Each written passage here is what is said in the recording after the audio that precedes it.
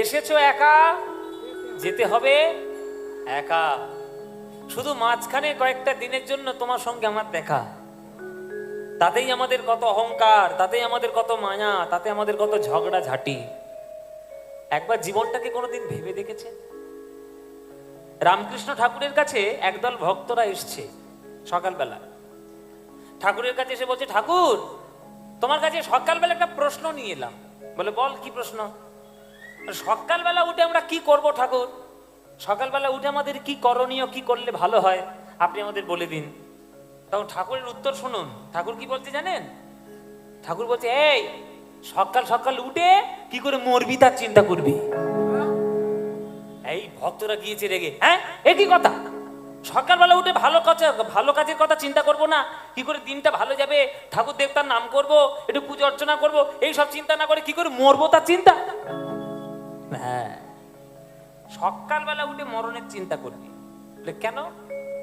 বলে, কেবলমাত্র মরণের চিন্তাই একমাত্র মানুষকে বিষয়ের থেকে ঠেলে দিয়ে ঈশ্বরের পথে চালিত করতে পারে, আর কেউ নয়।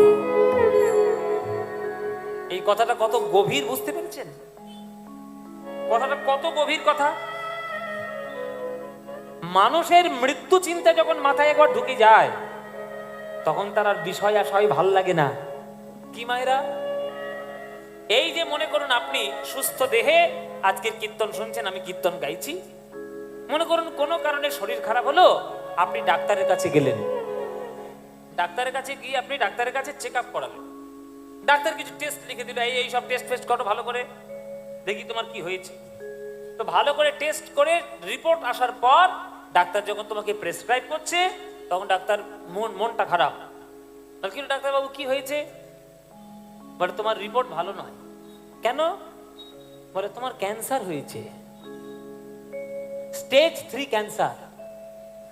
বাঁচবে আর 2 থেকে 2.5 মাস মতো বাঁচতে পারবে, তার বেশি বাঁচবে না। কোন মানুষ যদি একবার জানতে পারে তার স্টেজ 3 ক্যান্সার হয়েছে, সে 2-3 মাসের বেশি বাঁচবে না। বলো তো বাবা, তার মনে হবে আমি একটা 1 বিঘে জমি কিনে তার সেখানে বাড়ি করে যাই? তখন মনে হবে 10 বিঘে জমি কিনে যাই, মনে হবে 5 লাখ টাকার গয়না কিনে যাই, মনে হবে 3-4টে গাড়ি বাড়ি কিনে যাই। কি মনে হবে তখন? যে কটা দিন বেঁচে আছি বাবা, একটু হাসি খুশিতে ঠাকুর দেবতার নাম করে কি করে আমি উদ্ধার হয়ে যেতে পারি, সেই চিন্তাইটাই করে যাই, আর আমার অন্য কিছু দরকার নেই। তখন মনে হবে সম্পত্তি তৈরি করি। মায়েরা, প্রহ্লাদ যতদিন আমাদের পরীক্ষিত যতদিন সিংহাসনে ছিল, ততক্ষণ সে রাজা ছিল।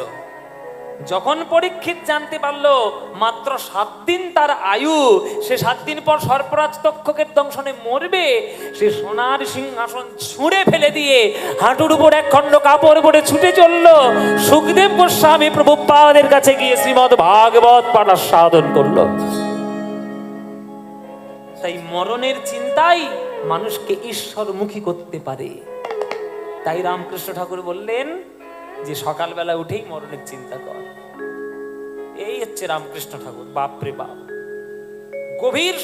গভীর সমস্যা, সমাধান এক কথায়, যার জন্য মন ভেবে সে কি তোমার সঙ্গে যাবে, যার জন্য মন ভেবে সে কি তোমার সঙ্গে যাবে, সেই প্রেয়সী দেবে ছড়া অমঙ্গল হবে বলে, সেই প্রেয়সী দিবে ছড়া অমঙ্গল হবে বলে, ভেবে দেখ মন কেউ কারো নয়, পিছে ব্রহ্মভূমণ্ডলে, ভেবে দেখ মন কেউ কারো নয়, নিচে ভ্রমণ ভ্রমণ্ডলে, ভেবে দেখ মন কেউ কারো নয়। দিন 2-3 জন্য হবে কর্তা বলে সবাই মানে, দিন 2-3 জন্য হবে কর্তা বলে সবাই মানে। এই যে তোমরা যারা গান শুনছো আজকে, ভালো করে একটা কথায় গিট বেঁধে রাখো, একটা কথায় গিট বেঁধে রাখো একেবারে। ভালো করে মনে রেখে দাও, এ সংসার বাবা বলো, মা বলো, ছেলে বলো, বন্ধু বলো, স্ত্রী বলো, শ্বশুর বলো, শাশুড়ি বলো, এ সংসার কেউ তোমার আপন নয়, জেনে রেখো। এ কথাটা বাস্তবের দিক দিয়ে একটু শুনতে কটু হলেও এটাই বাস্তব। দেখবে মানুষ যখন মরে যায়, মনে করুন আমি কর্তা বাড়ির, আমি বাড়ির মালিক, আমি যখন মরে যাব তখন আমাকে শ্মশানে পুড়িয়ে দেবে, পুড়িয়ে দিয়ে বাড়ির লোকেরা দেখবেন ভালো করে এসে বাড়ির লোকেরা গঙ্গা জলে স্নান করি, বাবা স্নান করি গো, এই ভূত ঢুকবে, স্নান কর, ভালো করে স্নান কর। ভূতে ধরবে নাকি? ভালো করে এসে গঙ্গা জলে স্নান করে। আচ্ছা, আমি যে টাকাগুলো রোজগার করেছি সেগুলো ধুইবে? আমার গলায় যে সোনার হারটা ছিল ওটা ধুইবে? ওটা ধুইবে না, ওটা ব্যাংকে গিয়ে রেখে দেবে, ওটা গঙ্গা জলে ধুইবে না। কেন? ওইটা তো আপনার স্বার্থের কারণ, ওটা দিয়ে তো আপনার চলবে। তাহলে সংসারে যতক্ষণ আপনি দিয়ে যেতে পারবেন, আপনি সংসারে খুব ভালো। দেওয়াটা বন্ধ করে দিন, সংসার কি করে তোমার ভালো হয় একবার কড়ায় গন্ডাই বুঝিয়ে দেবে সংসার। শুনে রাম, কেউ তোমার ছিল না, এখন তোমার কেউ নেই, আগামী দিনেও কেউ তোমার থাকবে না। এসেছো একা, জগতে যেতে হবে একা, কর্ম করে যাও, কোনো ফলের কথা চিন্তা করো না। কর্মণ্যেবাধিকারস্তে মা ফলেষু কদাচন মা কর্ম ফল হেতুর্ভমা সঙ্গস্তনি কর্মণি, পরিষ্কার গীতায় লেখা। কর্তা বলে ভাবলে হবে? দিন দুই দিনের জন্য ভাবে, কর্তা বলে সবাই মানে, দিন দুই দিনের জন্য ভাবে, কর্তা বলে সবাই মানে, সেই কর্তারে দেবে ফেলে, কালাকালের কর্তা এলে, সেই কর্তারে দেবে ফেলে, কালাকালের কর্তা এলে। ভেবে দেখ মন কেউ কারো নয়, মিছে ব্রহ্মমণ্ডলে। ভেবে দেখ মন কেউ কারো নয়, মিছে ভ্রম। মা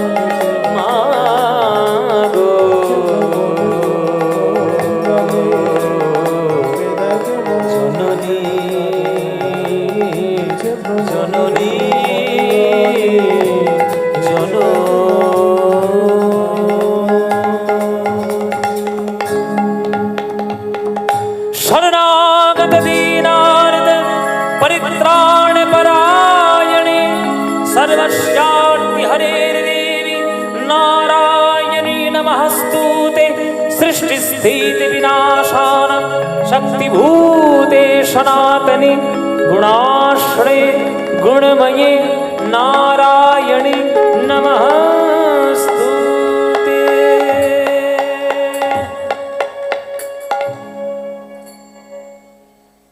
দাদুর কোলে বসে বসে আজ রামচন্দ্র বড় হলো, দাদুর কোলে বসে বসে রামচন্দ্র বড় হলো। শাস্ত্র, ন্যায়, দর্শন, পুরাণ, কাব্য সব পাঠ করে একেবারে পণ্ডিত হয়ে গেল রামচন্দ্র, পণ্ডিত হয়ে গেল, একেবারে পণ্ডিত। ও মায়েরা, আপনারা প্রথমেই শুনেছেন যে রামচন্দ্রের প্রচন্ড দেখতে ভালো, দারুণ দেখতে, সুন্দর, এবার কার্তিক ঠাকুর, যেমন গায়ের রং আর তেমন দেখতে, আর তেমন তার গুণ, শাস্ত্র, কাব্য, ব্যাকরণ, পুরাণে একেবারে দক্ষ একেবারে। আচ্ছা মনে করুন যদি কোনো ছেলের একবার দেখতে সুন্দর হয়ে যায় আর তার গুণও সেই রকম অবস্থায়, তাহলে তার বাড়িতে কাদের লাইন পড়বে? ঘটকের, ঘটক, এই তো ঘটক, হ্যাঁ ঘটকদের লাইন পড়ে যাবে। তারা শুধু ব্যবসা করবে এই ছেলেটাকে যদি কি করে পগার পার করানো যায়। হ্যাঁ নতুন ঘটক এসছে,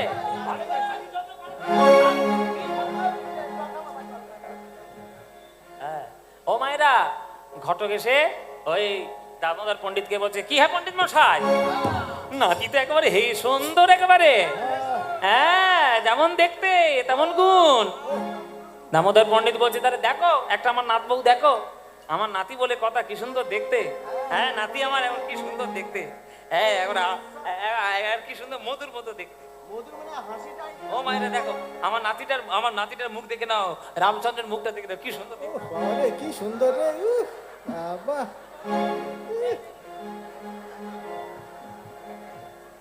ও মায়েরা দেখতে ভালো না, হ্যাঁ কি সুন্দর মধুর মতো দেখতে। এই আমার নাতিটার জন্য যদি আমার একটা নাতনির ব্যবস্থা করা যায়, মানে নাত বউ আর কি, যদি সুন্দর একটা নাত বউ চলে আসে। চারিদিকে খোঁজাখুঁজি শুরু হয়ে গেল।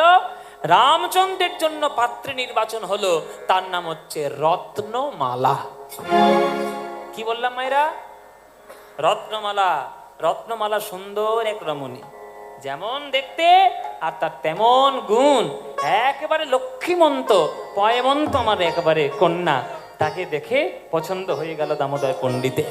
দামোদর পণ্ডিত গিয়ে বলছে, শোনো মা, আমার নাতি বলে বলছি না, আমার নাতি এইরকম ছেলে পাওয়া খুব মুশকিল মা, আমার ঘর আলো করে এসো মা, লক্ষ্মীর মতো তুমি এসো মাগো। তোমার শাশুড়ি বেঁচে নেই মা, তোমার শাশুড়ি বেঁচে নেই। ও মায়েরা, তোমরা এটা জেনে রাখো যে সুনন্দা দেবী কিন্তু বেশি দিন বাঁচেননি। স্বামী চলে গেছিলেন, তো স্বামীর চলে যাওয়ায় বিরহে যখন গোবিন্দ হয়েছে, তার কিছুদিনের মধ্যে, কয়েক বছরের মধ্যে, 3-4 বছরের মধ্যে আমার সুনন্দা দেবী মারা গেছিলেন। ছেলেটাকে দাদুর কোলেই রেখে চলে গেলেন সুনন্দা দেবী। তো ওই জন্যই এসে আমার দামোদর পণ্ডিত বলছে, মাগো তোমার শাশুড়ি মা তো আর বেঁচে নেই, শাশুড়ি মা থাকলে তোমার হাতেই না হয় এই কঙ্কনটা পরিয়ে দিত। আমি তোমার দাদু হয়ে এসছি মাগো, তুমি আমার বাড়িতে এসো, শাশুড়ির কঙ্কন তোমার হাতে পরিয়ে দিলাম, আশীর্বাদ করে গেলাম, তোমাকে আমার খুব পছন্দ হয়েছে, আমার নাতিও তোমায় খুব ভালোবেসে যত্নে করে রাখবে, হ্যাঁ সুতরাং আমার বাড়িতে এসো মা।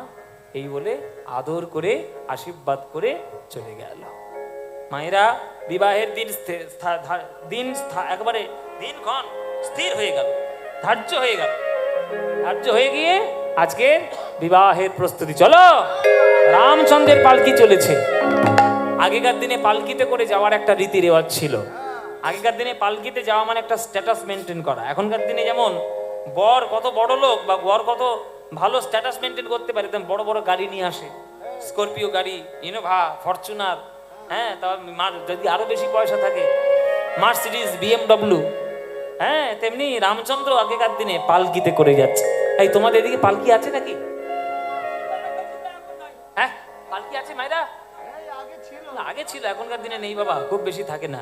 তো রামচন্দ্রের পালকি চলেছে বিয়ে করতে, আর রত্নমালার সখীরা এসে এই ঘিরে ধরেছে রত্নমালাকে। হে রত্নমালা, হে রত্নমালা, তোর বরকে তুই দেখেছিস?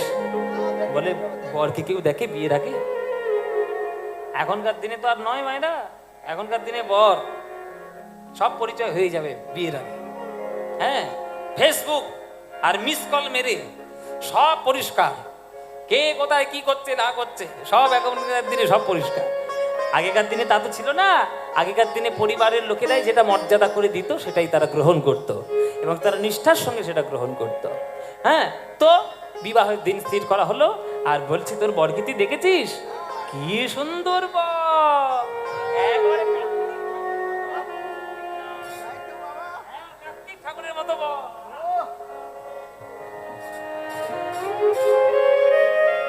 কি সুন্দর বর।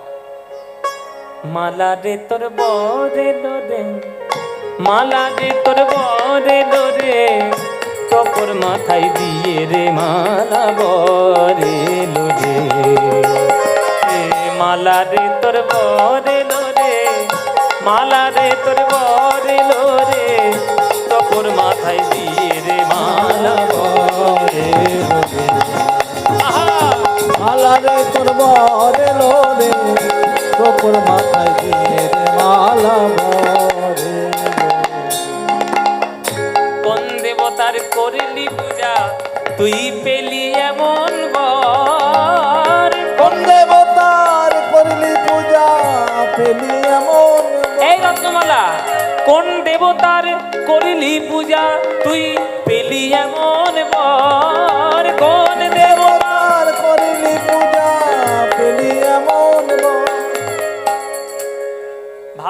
হওয়ার জন্য মেয়েরা কিসের ব্রত করে? হ্যাঁ, ও মায়েরা কার পুজো করে? হ্যাঁ, শিব ঠাকুরের। শিবের তো খেয়ে দে কাজ নেই, সে তো তোমার জন্য মেয়ে দেখার জন্য বসে আছে। এসব উল্টো পাল্টা যুক্তি একবারে মাথার মধ্যে ঢুকে সর্বনাশ হয়েছে। আপনি কাকে পুজো করলে আপনার জীবনে সুন্দর আপনি পতি পাবেন, এটা শিব ঠাকুরের উপর নির্বাচন থাকে না। এসব লৌকিক আচার, লোকাচার, এতে কোনো শাস্ত্র ব্যাখ্যা নেই। শিব ঠাকুরের পুজো করা মানে হচ্ছে বৈষ্ণবের পুজো করা। কেননা বৈষ্ণবের মধ্যে সর্বশ্রেষ্ঠ বৈষ্ণব হচ্ছে শিব ঠাকুর। নিম্ন গানং যথা গঙ্গা দেব মামুচ্যতে যথা বৈষ্ণবানং যথা শম্ভু পুরাণানং মিদং তথা। শিব ঠাকুরের কাছে রত্নমালা জল ঢেলেছে, কিন্তু শিব ঠাকুরের কাছে নিজের পছন্দের মতো বর চাইনি। সবার কাছে বলেছে, মনে মনে ঠাকুরের কাছে প্রার্থনা করেছে, হে দেবতা, আমার যিনি স্বামী হবেন তার রূপবান হতে হবে না, তার ধনবান হতে হবে না, সে সত্যবান হলেই হয়। একটা ছেলের যখন বিয়ে হয় তখন তার কাছে অনেকেই অনেক কিছু এক্সপেকটেশন নিয়ে রেখে দেয়। কন্যা কাময়তে রূপং, এটা সাধারণ একটা সংস্কৃত শ্লোক। সাধারণ সংস্কৃত শ্লোকের মধ্যে বলছে যে কে কি চায় একটা ছেলের যখন বিয়ে হয়, বলছে কন্যা কাময়তে রূপং, মানে কন্যা চাইবে যে আমার স্বামী যেন সব থেকে সুন্দর দেখতে হয়। হ্যাঁ, সুন্দর দেখতে হয়, যে না এই মোটামুটি দেবের মতো হলেই হবে। প্রসেনজিৎ বুড়ো হয়ে গেছে, এখন চলে চলে, এখন দেবের বাজার, দেব যা করছে সব হিট। হ্যাঁ, যা করছে সব হিট। তো সুতরাং দেবের মতো একটা বর পেলেই হয়। তারা কন্যা কামায়তে রূপম, কন্যা চাইবে যে আমার স্বামী সুন্দর দেখতে হবে। মাতা বিত্তং, শাশুড়ি চাইবে আমার জামাইয়ের মাল করি যেন ভালো থাকে বাবা। হ্যাঁ, নইলে মেয়ে যদি বলে আমার ফেস ওয়াশ কিনে দাও, 500 টাকা ফেস ওয়াশের দাম, জামাই না কিনে দিতে পারলে হবে? শাশুড়ি চাইবে আমার জামাইয়ের যেন মাল করি ভালো থাকে। পিতা শ্রুতম, শ্বশুর চাইবে আমার জামাই যেন ভদ্র সভ্য শিক্ষিত ছেলে হয়। আর আত্মীয় স্বজনরা চাইবে কুলমিচ্ছন্তি, ছেলেটা যেন জাতের হয় বাবা, কুলের হলেই হলো, জাতের হলেই হলো। এটা হচ্ছে পরিবারদের চাহিদা বা আত্মীয় স্বজনদের চাহিদা। আর মিষ্টান্ন ইতরে জানা, পাড়া প্রতিবেশীরা চাইবে যে জামাই কালো হোক, ফর্সা হোক, মোটা হোক, রোগা হোক, লম্বা হোক, বেটে হোক, পয়সা থাকে কি পয়সা নেই আমাদের দেখার দরকার নেই। আমাদের যখন পাড়া প্রতিবেশীরা নিমন্ত্রণটা যখন পাবো, এমন খাওয়া খাবো 7 দিন যেন বাড়িতে গিয়ে খেয়ে। খা, কত খাবি খা।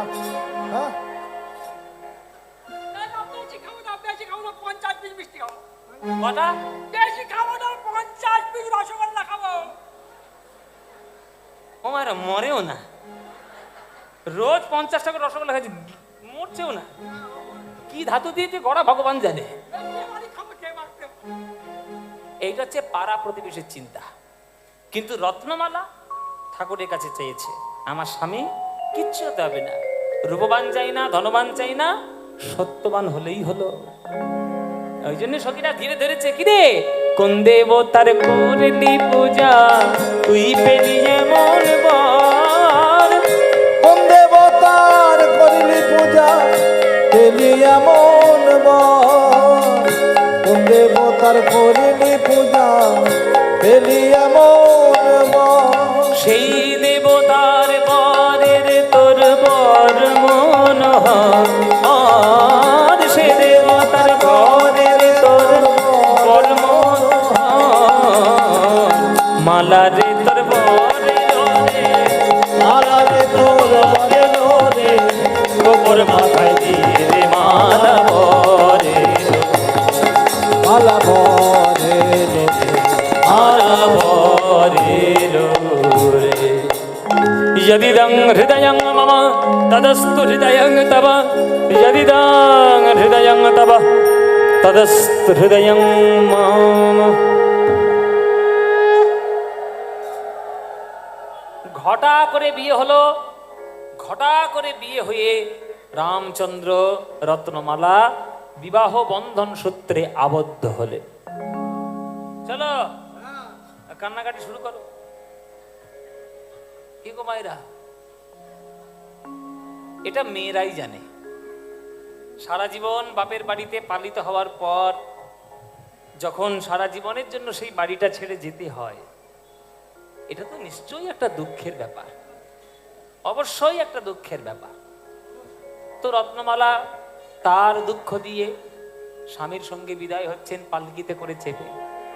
রামচন্দ্রের পালকি বলে কথা, সামনে 50, পিছনে 50, পালকি সব পালকি বাহক লাঠিয়াল আর ঢাক ঢোল পিটানো বর যাত্রী সব তারা চলে এসছে।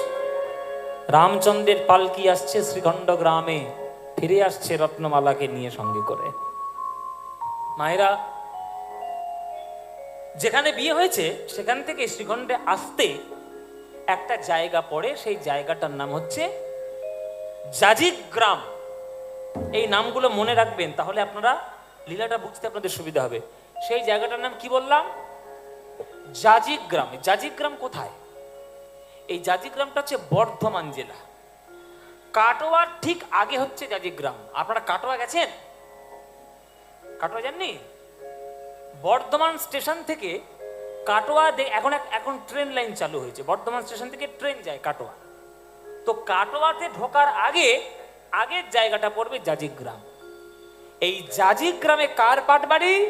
এই জাজিক গ্রামে হলো শ্রীনিবাস আচার্যের পাঠ বাড়ি। রামচন্দ্রের বিয়ের পালকি চলেছে, আর শ্রীনিবাস আচার্য বসে বসে শ্রীমদ্ ভাগবত পাঠ করছে।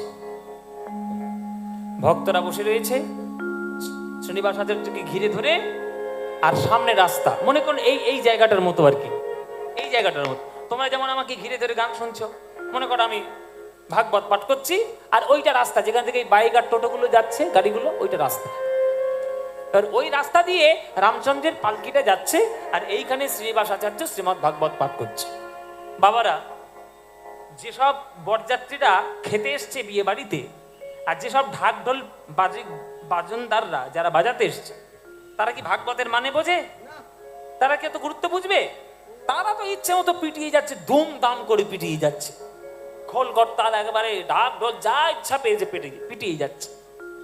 এটা যে ভাগবত পাঠের আসর হচ্ছে তারা বোঝেনি। এবার ভক্তরা একটু অসন্তুষ্ট হয়েছে, ওই জন্য শ্রীনিবাস আচার্যকে বলছে, আচার্য প্রভু একটু থেমে যান, ভাগবত পাঠটা একটু থামিয়ে দিন। কেন বাবা, কি হলো? বলে দেখুন না, বরযাত্রী যে যাচ্ছে, ওরা কি আর ভাগবতের মানে বোঝে? ইচ্ছা মতো ঢাক ঢোল পিটিয়ে যাচ্ছে, আপনি একটু থেমে যান, বরযাত্রীটা চলে যাক, তারপরে আবার আমাদের ভাগবত পাঠ করে শোনাবে। আচার্য বাবু বলছে, ঠিক আছে, নিশ্চয়ই, এটা যখন অসুবিধা হচ্ছে তাহলে শোনাবো না। থেমে গেল, ভাগবত পাঠ বন্ধ হয়ে গেল। মায়েরা, বিয়ে বাড়ির ঢাক ঢোল পেটানোর শব্দে ভাগবত বন্ধ। এখনকার দিনে যেমন হয়, বিয়ে বাড়ি মানে 50টা বক্স লাগিয়ে এমন ঘুপ ঘাপ শুরু করবে, পাড়ার লোকেরাও বুঝবে যে কার বিয়ে হচ্ছে। বাবা, একবারে হাড় মাস জ্বালিয়ে দিলে বিয়ে বাড়িতে। তো তারা ইচ্ছা মতো ঢাক ঢোল পিটিয়ে যাচ্ছে, শ্রীনিবাস আচার্যের ভাগবত পাঠ বন্ধ হয়ে গেল। এবার শ্রীনিবাস আচার্য মনে মনে ভাবছে যে কার এমন বিয়ে হয়েছে বাবা, এত জাঁকজমক করে ঢাক ঢোল পিটিয়ে যাচ্ছে, কে গো, কে ছেলেটা, কার বিয়ে হয়েছে? দেখি তো এই ছেলেটা কে, একটু দেখি তো। শ্রীনিবাস আচার্যের চোখ পড়লো রামচন্দ্রের উপর। রামচন্দ্রের উপরে চোখ পড়ে রামচন্দ্রকে দেখে শ্রীনিবাস আচার্য মনে মনে ভাবছে, ভারী চেনা চেনা মনে হয়, কোথায় যেন দেখেছি। কি গো মায়েরা, কোথায় দেখেছে? এ তো সেই আগের জন্মের ব্যাপার। ওই যে প্রভু বললেন না, আমি হব শ্রীনিবাস আচার্য, নরোত্তম হবে দাদা নিতাই, আর রামচন্দ্র কবিরাজ হবে গদাধর। ওই যে আগের জন্মের চেনা চেনা চেনা মনে হয়। সংসার সিন্ধু মতি দুস্তরম মূর্তি তীর্ষঃ নন্যপ্লবো ভগবত পুরুষোত্তমস্য লীলা কথা রসমি সেবনমন্তরেণ পুংস ভবেদ বিবিধ দুঃখদবারিদি তস্য বিবিধ দুঃখদবারিদি তস্য বিবিধ দুঃখদবারিদি তস্য। শোনো ভাই, এই যে ছেলেটা বিয়ে করে যাচ্ছে, ও জানে না ওর জন্ম হয়েছে কিন্তু রাধা গোবিন্দের চরণ সেবা করার জন্য। ইচ্ছে করে ও আজকের মায়ার ভুল পথে পা বাড়িয়েছে, কিন্তু ওর জন্ম মায়ার সেবা করার জন্য হয়নি, ওর জন্ম হয়েছে রাধা গোবিন্দের চরণ সেবা করার জন্য। ওই জন্যই তোমাদের বলি ভাই, সময় থাকতে হরি বলে নাও। সময় কখন ফুরিয়ে যাবে কেউ জানে না, সময় চলিয়া যায়। দেখি এই কবিতাটা কে জানে দেখি। সময় চলিয়া যায় নদীর স্রোতের প্রায়, যে জন না বোঝে তারে আর জানো না। এসব কবিতাগুলো আমি আমার ঠাকুরদার কোলে বসে বসে শুনেছিলাম। এগুলো নীতি শিক্ষার কবিতা। সময় বলছে সোনার ঘড়ি, হ্যাঁ বলছে সোনার ঘড়ি বলেছে tick tick tick tick tick করে ঘড়ি পড়ছে। যে জন না বোঝে তারে ধিক শতধিক। সময় চলিয়া যায় নদীর স্রোতের প্রায়, যে জন না বোঝে তারে ধিক শতধিক। তাই বলিছে সোনার ঘড়ি টিক টিক টিক। ঠাকুরদার কোলে বসে বসে সব শেখা, এসব কবিতা পড়া। তা মায়েরা বাবারা সবাইকে বলছি, আজকের সময় পেয়েছেন, এইখানে ঘোষ বাড়িতে বসে আজকে আপনারা কীর্তন শোনার সৌভাগ্য পেলেন। কালকের আপনার জীবনে সময় থাকবে কি থাকবে না কেউ কিন্তু জানে না। তাই যখন সুযোগ পেয়ে যাচ্ছ, যখন সময় পেয়ে যাচ্ছ, ঠিক তখনই ঘরে বসে গোবিন্দ নাম করে দাও।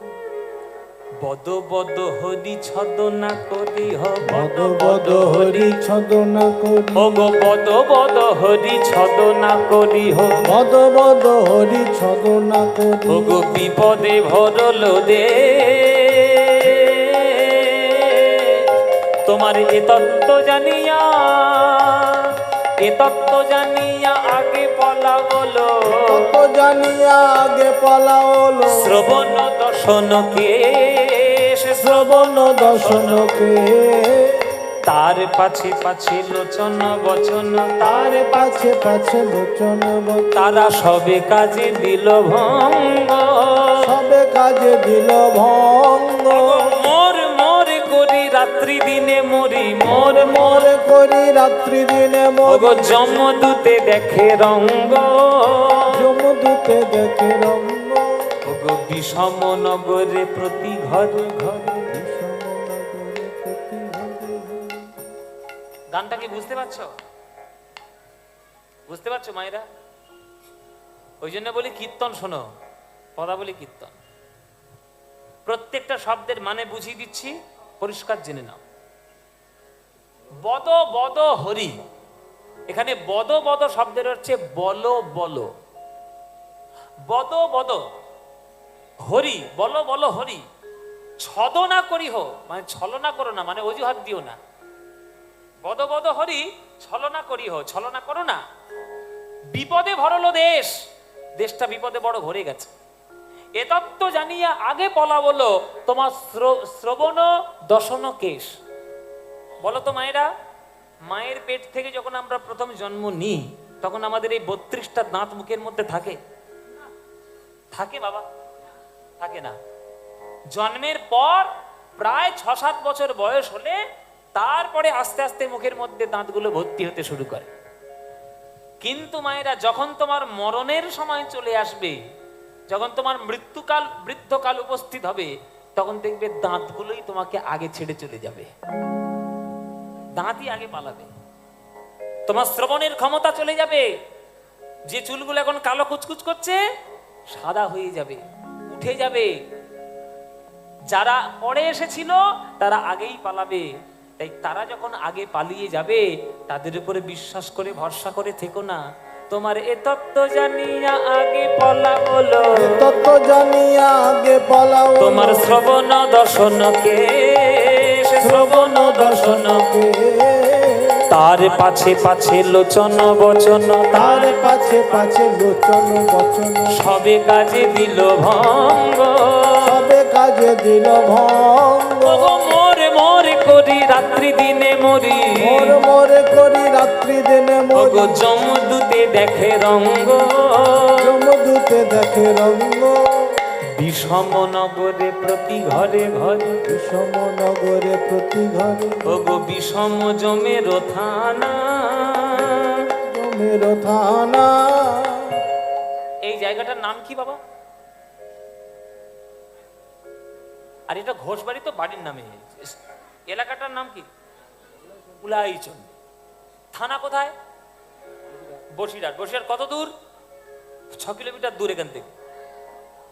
এখান থেকে বসিরহাট 6 কিলোমিটার দূর, সেইখানে আপনাদের থানা। কিন্তু আপনারা কি জানেন আপনাদের প্রত্যেকের বাড়ির উপর একটা করে থানা আছে? প্রত্যেকের বাড়ির উপর একটা করে থানা আছে। কার থানা আছে? যমরাজের থানা আছে। সবার ঘরের ছাদের উপর যমরাজ থানা করে বসে আছে। বিষম জমের থানা, বিষম জমের থানা দাদা একই প্রতিদিন পলক গনিছে, প্রতিদিন পলক দাদা গনিছে একই প্রতিদিন পলক গনিছে। একই প্রতিদিন পলক গনিছে ওগো কোন দিনে দেবে হানা, একই প্রতিদিন পলক গনিছে, কোন দিনে দেবে হানা। কোন দিনে দেবে হানা প্রত্যেকটা মুহূর্তে যমরাজের থানার যমদূতরা বসে আছে, ঠিক ঠিক করছে কার সময় কবে আসবে, কার যার সময় আসবে, যে সময় হয়ে গেছে, এই সময় এই সময় হয়ে গেছে, চল চল সময় হয়ে গেছে, এই চল তোর সময় হয়ে গেছে, তোরা থাকা যাবে না, চল স্বর্গে চল, তোর সময় হয়ে গেছে। এ বলে তেলে ভাজবে। ও মাইরা, যমরাজের দুধরা বসে আছে, টাইম ধরে ধরে বসে আছে, যার টাইম হবে ঘাড় ধরে নিয়ে যাবে। কমল দল জল জীবন টলমল ভজহু হরিপদ নীতিরে। পদ্ম ফুলের পাতার উপরে জল যেমন স্থির থাকে না, দেহরূপ পদ্ম পাতায় প্রাণ জল স্থির থাকে না, কখন পড়ে যায় কেউ জানে না। ওই জন্যই বলছি বাবা, সময় আজকের যখন পেয়েছো, আজকেই তোমরা ভগবানের নাম করে নাও। দাদা সুত যারে আপনা বলিছ, তারা সুত যারে আপনা বলি, তারা সকলি নিমের দিতা, সকলি নিমের দিতা। এরা মরণ সময়ে হাতে গলে বাঁধি, মরণ সময়ে হাতে গলে বাঁধি, মুখে জালি দিবে চিতা। মুখে জালি দিবে চিতা।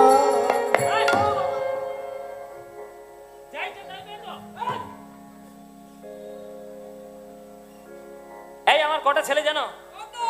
4টে ছেলে। 4টে ছেলে আমার, প্রত্যেককে এক একটা স্টার। হ্যাঁ, একজন ব্যবসাদার, একজন প্রফেসর, একজন ইঞ্জিনিয়ার, একজন ডাক্তার। 4টে স্টার। কি হয়েছে তাতে? আমার ব্যাংকে কত টাকা পড়ে আছে জানো? বেশি নয়, 20 কোটি। তাতে কি হয়েছে কি রে বাবা? তাতে কি- আমার বিঘে, আমার সম্পত্তি জানো 750 বিঘে। তার লোকেরা এসে বলছে, তো তোমার এই হিসেব আমাদের কাছে দিতে কে বলেছে? বলে এই হিসেবটা দিচ্ছি তোমাদের কাছে এই কারণে, আমি যখন এত সম্পত্তির মালিক, আমাকে রক্ষা করবে স্বয়ং টাকা পয়সা, আমার ভয় আবার কি? 4টে ছেলে আমায় দেখবে, টাকা পয়সা দেখবে, আমার কত সম্পত্তি আছে তারা আমায় দেখবে, এই ভরসায় কত লোক বসে আছে। কিন্তু মায়েরা জেনে রাখুন, যতই তুমি টাকা পয়সার মালিক হও আর যতই তুমি কোটিপতি হও না কেন, তোমার মরণ সময় যেদিন আসবে, না তোমার ছেলে বাঁচাবে, না তোমার ডাক্তার বাঁচাবে, না তোমার পয়সা বাঁচাবে, না তোমার সম্পত্তি বাঁচাবে। এরা মরণ সময়ে হাতে গলে বাঁধি, সময়ে হাতে গলে বাঁধি, মুখে জালি দিবে চিতা, মুখে জালি দিবে চিতা। ওগো মুখে আগুন দেবে জেলে, মুখে আগুন দেবে জেলে, ওগো মুখে আগুন দেবে জেলে, মুখে আগুন দেবে জেলে। তুমি হরি নাম মুখে বলো নাই বলে, মুখে আগুন দেবে জেলে। হরি নাম মুখে বলো নাই বলে, মুখে আগুন দেবে জেলে। ওই হরি নাম মুখে বলো নাই বলে, হরি হরি হরি বলে, হরি নাম মুখে বলো নাই বলে, হরি হরি হরি বলে, হরি নাম মুখে বলো নাই বলে, হরি হরি হরি বলে, হরি নাম মুখে বলো নাই বলে,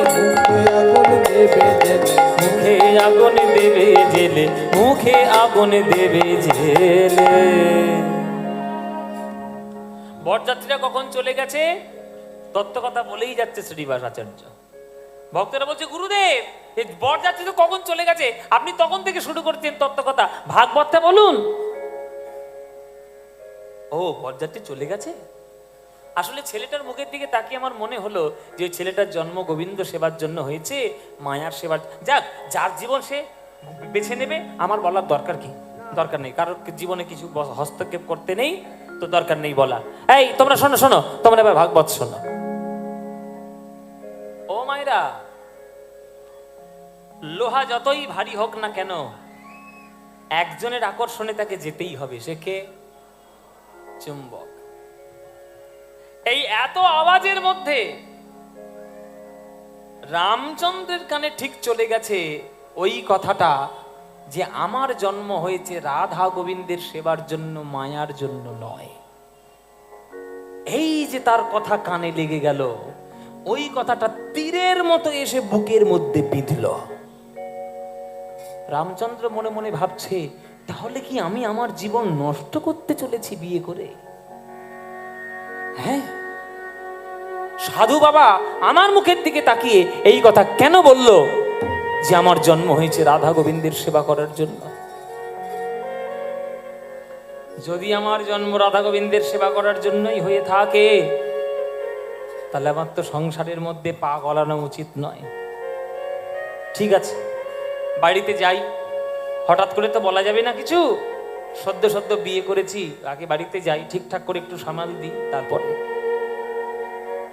মায়েরা বাবারা বাড়িতে চলে এলো।